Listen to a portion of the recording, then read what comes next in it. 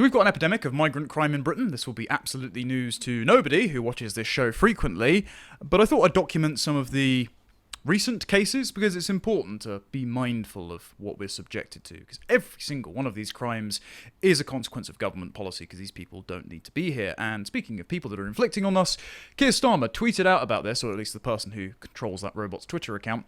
Absolutely tragic news. Nobody should have to face any violence at work, and certainly not something as shocking as this. My thoughts are with the victim's family, friends and colleagues at this time, and he links to a Sky News article about an Elizabeth Line worker who died after a serious assault at Ilford Station in East London. Sorry, can I just make a point? I genuinely despise these kinds of statements in retrospect of something terrible that's happened, right? Absolutely tragic news. Nobody should have to face any violence at work. How could violence at work do this? No, it's not that. My thoughts are with the victim's family. So he's begun with a moral proposition. This is how things ought to be. There's no reason no one should face violence at their work. And I'm really sorry about it. Now, on with the rest of the day. It's like, well, you're the Prime Minister, right? You are the person who is able to legislate against this.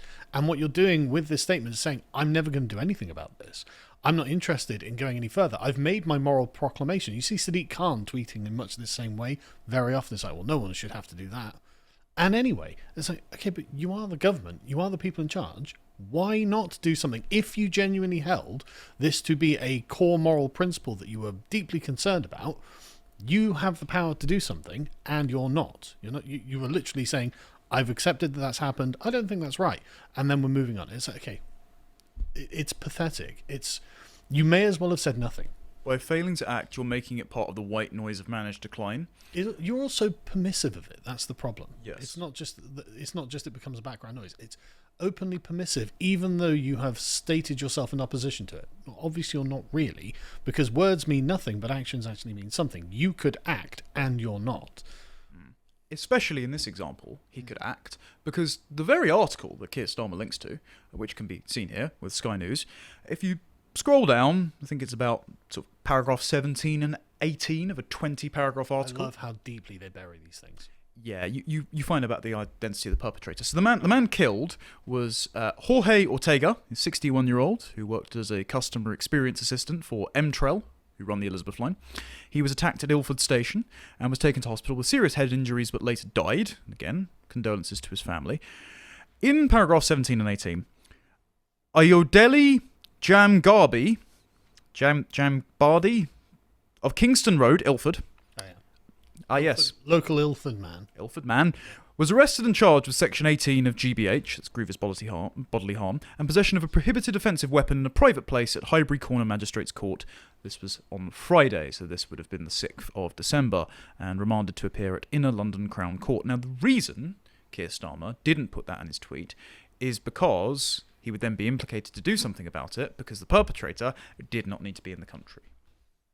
So, curious admission there.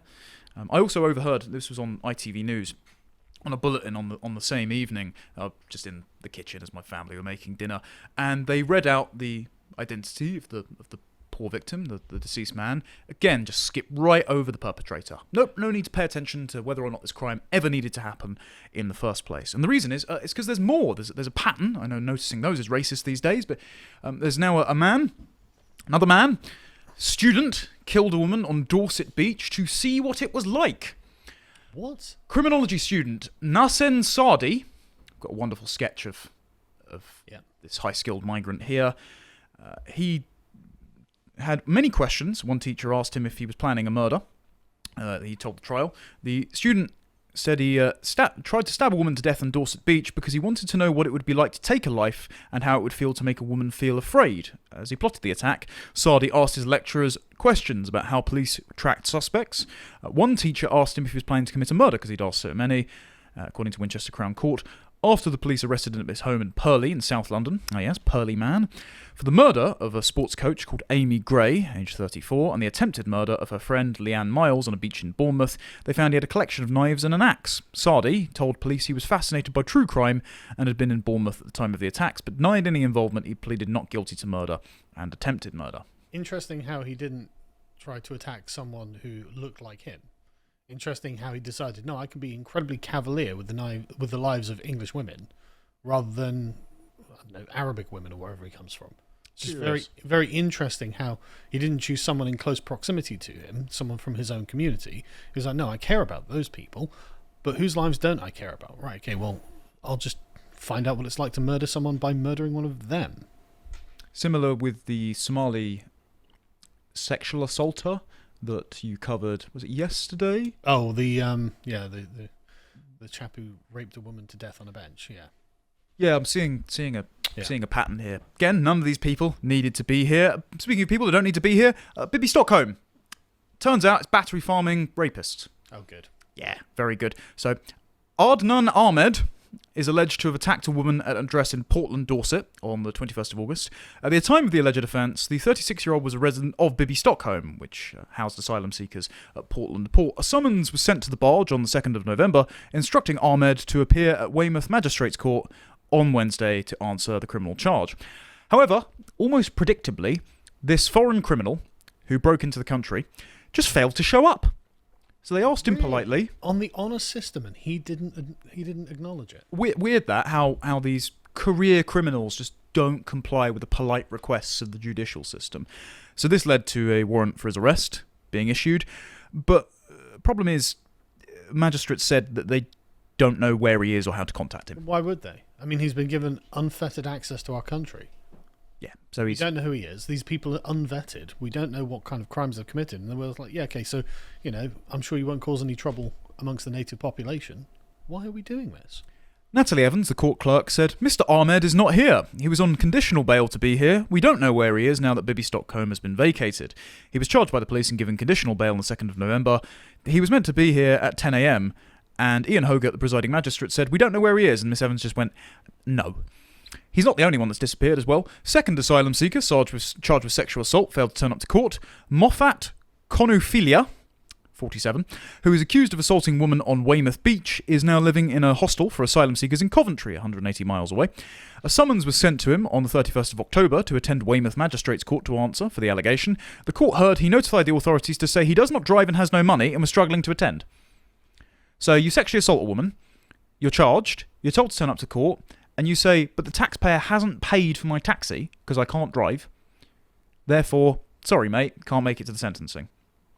He was then invited to apply to change the venue of the court or to appear via video link, so to just zoom in to his own sexual assault trial, but he didn't respond. He just chose not to. Because they're allowed to do that, apparently.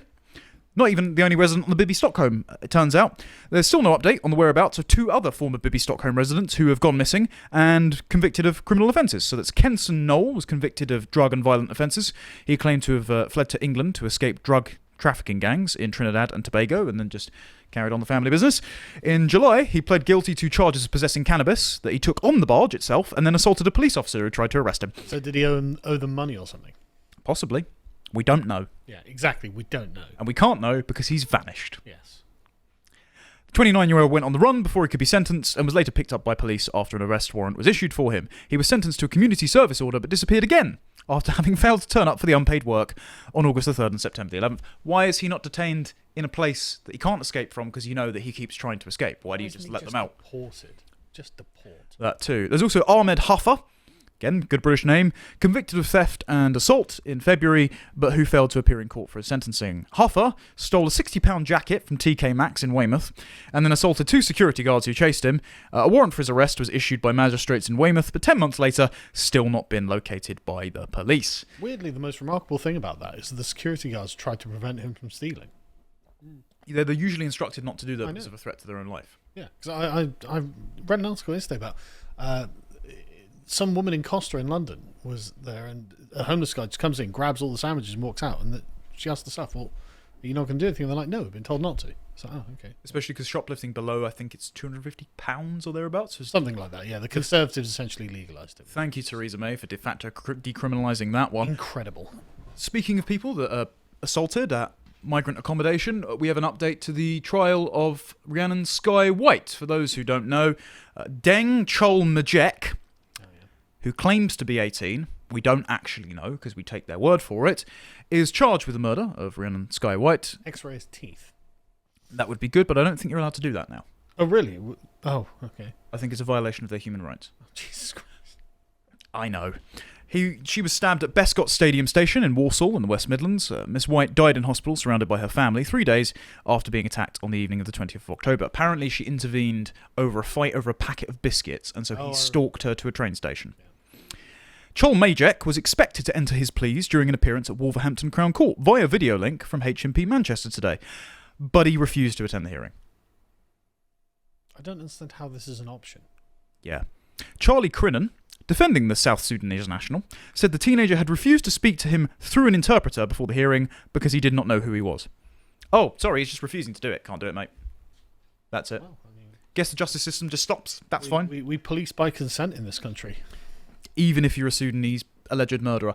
The prosecution said the trial, which could happen in April, would be expected to last between 5 and 7 days. The next hearing was on the 13th of December, which was last Friday, and we have another update. They said the trial is going to take twice as long because he doesn't speak English. So we're paying, by the way, for all of the interpreters' fees that we spend millions on every single year for foreign criminals who break into the country and then murder English girls. Speaking through a Sudanese Arabic interpreter, who's bilingual, wonderful, he was asked he pleaded to possession of an offensive weapon charge, and he said, "It wasn't me." The shaggy defence. Asked again to enter the standard response of not guilty, he said, "I did not do anything. I did not do that." So he's literally too stupid to understand what's being asked of him as well. Excellent. Amjad Malik, Mr. Majek's barrister, shock, suggested the trial could double the prosecution's estimate of 5 days. Given the language requirements and his general demeanour, it may take longer. Mr. Majek claims to be 18, but curiously there's no documentation. We're such a joke. Yep. He also refused to appear in front of a screen for the plea hearing before Judge Michael Chambers, KC, last month. Now, this isn't uncommon. Rupert Lowe has been doing lots of work on this, and he's putting in a request to the Home Office to say what the policy is for age verification of migrants. And incredibly, he says, the Home Office applies the policy of, quote, the benefit of the doubt. Oh, incredible. Where often the illegal migrant's word is taken as the truth of their supposed age. In 2024, in Q2, there were 1,461 disputes resolved on the claimed age of asylum seekers. Of 1,461 resolved claims, 757 were found to be over 18. Can you imagine what they think of us? They think we're morons. Yeah, they must think we are so stupid. Yes. I mean, this is just like the chap who stabbed was it Thomas Roberts? Or the Afghan asylum seeker who it turned out had shot someone in Serbia and then pretended to be a child, got placed in a school, suspended for chasing students around with a knife. How many other instances have been happening, I wonder? Yeah. Now, there's more in actually Lowe's constituency, it turns out. He's written to Yvette Cooper, the Home Secretary, about an illegal migrant in Great Yarmouth who has 17 prior convictions and still hasn't been deported. And as Lowe says, he should be immediately removed from our country and never allowed back. Now, I think it's under the 2007 Borders Act that says that any foreign criminal who has a sentence longer than 12 months can be automatically deported. So there's no excuse not to. For just some reason, these people need to be in our country for, I don't know, GDP purposes or something. That'd be weird. He also found out some more data. This is to do with the illegal migrant. This is where he's tweeting deportations, and even more deportations as a simple answer for foreign criminals. Good for Rupert Lowe. Yes, he seems to be driving reforms. Absolutely superb. Reforms policy on this. Exactly what we need to have normalised in the discourse in this country. There are a bunch of foreign men who are massively prone to criminality, and we don't know anything about their backstories, and they apparently keep lying and not respecting the system. No, go. They can go. So he's got some numbers on just how many there are. So the Ministry of Justice estimated that from April 2021 to March 2022, 140 foreign reoffenders with 10 or more reoffences were released from custody or given a court order. In all caps, every single one should be deported. I mean, very strong, but... Yeah. So 10 or more reoffences? Yes. How do you even offend that much? You get to the 5th offence, and you're like, I don't think these people are going to do anything about this. It's like a Costa loyalty card. You get your 11th offence free. So Rupert just thought, okay, I'm going to make use of my parliamentary questioning. And so I'm going to ask the Home Office, why don't we do an inquiry? Because, of course, Jess Phillips has just been appointed Home Office Minister. She's very concerned about the safety of women and girls. So Rupert has said, I've asked the Home Office to conduct an independent review on the impact of crimes committed against women and girls in the UK by illegal migrants, because we know that they were arrested at 35% higher rates than the native population. We know from Finland, Denmark, Sweden that they commit about 2.5 times the rate of crimes than indigenous Europeans. Yep. So it would be very good to have the data published on this. The Home Office replied and just said no. Really? The Home Office denied Rupert's request to publish data on illegal migrant crime. They claim the public doesn't want them to commission dozens of entirely new statistical analyses simply to answer questions in Parliament. Well, I'm a member of the public and I do. Yeah. Weird this. What purpose is the Home Office if not to inform the public via their elected representatives of what's going on in the country? Well, I think Rupert's correct. This is a cover-up, and I think it's because the Home Office is essentially an institutional method of facilitating the mass immigration into Britain of foreign peoples from around the world. That's literally their job. And to gaslight you into accepting it via the Raiku unit and the 700-strong Home Office Islamic network, which has regained operations under the Labour government as of September, because they were suspended, I think it was in March, by Oliver Dowden under suspicions of them supporting Hamas. No kidding. Yeah, and then just kicked into overdrive again. Convenient. If I was in charge, I'd liquidate the Home Office. Yep, I'd have a department for deportations, and that's about it. Yeah. Yes. He's also said this rather strong statement, which I quite like. Again, just pushing the needle in the Overton window. Imagine how quickly a properly run country would deport foreign criminals, yet in broken Britain we're ridiculously arguing about the ethics of doing so. Honestly speaking, I don't care about their right to a family life or whatever other nonsense. They sacrificed that when they raped, murdered or assaulted a British citizen. If it were up to me, this lot would be out of the country before any poisonous left-wing lawyers have a chance to go to bat for them. I don't want them in British prisons, learning yoga or how to lay bricks. I don't care about their rehabilitation, it's not our problem. Send them back to wherever they came from. They can rot in some African prison or wherever else. Oh, Captain, my Captain, let's hear. I like where this is going. Agreements can be reached with these countries. We'll take our prisoners back, they can have theirs. I suspect it may be a one-sided exchange. Britain is a soft touch. We need to get real and put the safety of British people above the human rights of foreign offenders. A mass deportation scheme for these criminals is required. Superb. So we're on the timeline. Yeah. We are here. Farage tells Edgington, it's not my ambition and it's not possible. I call for mass deportations at the Reform conference. Lowe starts asking parliamentary questions, gets stonewalled by the Home Office, finds out about the rates of foreign reoffenders, and is now their most popular MP by saying mass deportations. Yeah. Things are getting better. At least. Very good. However, they're not being sent to an African prison. What's being prosecuted instead in Britain? And then we'll go over to Germany. Oh, they're probably getting foot rubs. So a former boxer has been sentenced for racially aggravated posts. Let's hear them. So Derek Heggie made, quote, grossly offensive comments in 2 YouTube videos between the 2nd and the 8th of August, so at the height of the Southport riots and protests. He had been due to stand trial on the charge under the Malicious Communications Act, but instead pleaded guilty, probably on the advice of his court-appointed lawyer, to sending communications of an offensive nature. The court heard that in videos relating to Muslims, Heggie made comments including, young white girls are being raped by these grooming gangs. That's factually true. That's literally true according to Operation Stovewood at the Home Office. Well, who are we convicting when these finally get through the courts, if that's not the case? Curious that, isn't it? So if you state the truth on social media, you will go to prison. But the problem is you're pleading guilty. Yes. You don't plead guilty. Force them to go through the process. Yes, you shouldn't be pleading guilty. But the fact that they're even drawing them up on charges in the first place shows, again, the animus of our institutions against the native population who don't want their children abused, meanwhile letting out 140 foreign offenders last year with 10 or more convictions. Apparently, this YouTube video where he was stating the obvious, and what we've reported on this channel before, was, quote, done for the purpose of causing distress or anxiety to grooming gangs. Oh, no. Yeah, there we go. Child rapists. When he was interviewed, the defendant had sought to portray himself as a journalist and maintained that the online posts were justified. So, all of Charlie Peters' work for GB News, reports in the Times, stuff we've covered on this show is apparently now a criminal offence in our country. But abusing women? No, you don't even have to show up to your court hearing. Can I take a guess at the kind of accent he has? Working class? Yeah, exactly. If you're speaking with a sufficiently low class accent, then yes, that's a crime. Yes. And finally, if you speak with German accent, it turns out as well that you're also going to be criminalised. So there's an update to this story, the Mannheim stabbing. Yeah. So the chap who was attacked by a spiked, say here, former refugee from Afghanistan, Magic how you stop becoming a refugee when you commit crimes. It's almost like breaking into the country should have been the first crime that disqualified you from being a refugee, but there we go. Well, you sure he wasn't given, like, settled status or something?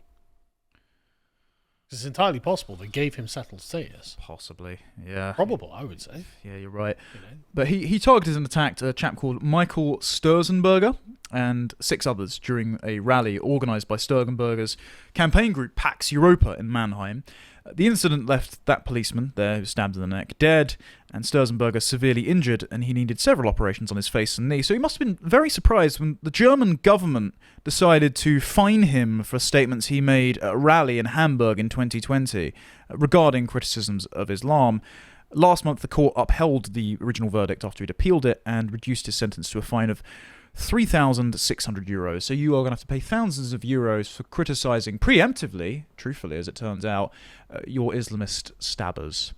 And then there's a woman in Germany as well. We'll keep an eye on this trial, hopefully. A US woman who lives in Germany who was attacked by an Eritrean migrant at a train station. And this was in Rhineland-Palatinate.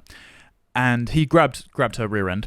And there was an argument where scuffle ensued. She drew out a folding knife in order to get him to back away, and he grabbed her arm, and as she tried to free herself, she stabbed him, and it went straight in the heart during the same movement. Apparently, the public prosecutor's office does not believe the stabbing was justified by self-defense, a spokesperson for the prosecutor's office told the tabloid Bild. So the German state is going after this woman for defending herself against an Eritrean possible rapist. Attempted rapist. Yes. So if you notice the problem, you name the perpetrators, or you even attempt to defend yourself from them, you will go to prison. Meanwhile, they will let out, or even mandate they show up to the trial, serial foreign offenders who are being housed at your expense. I hope you appreciate that segment from the podcast to the Lotus Eaters, and if you want to see what else we're up to, you can always watch us have fun on our Lads Hour series on the website. This time we were playing GeoGuessr. We got some great guesses there, really good streak as well. And if you want to see all the other things that we put out, you can always follow us on Twitter. Thank you very much for watching, and goodbye.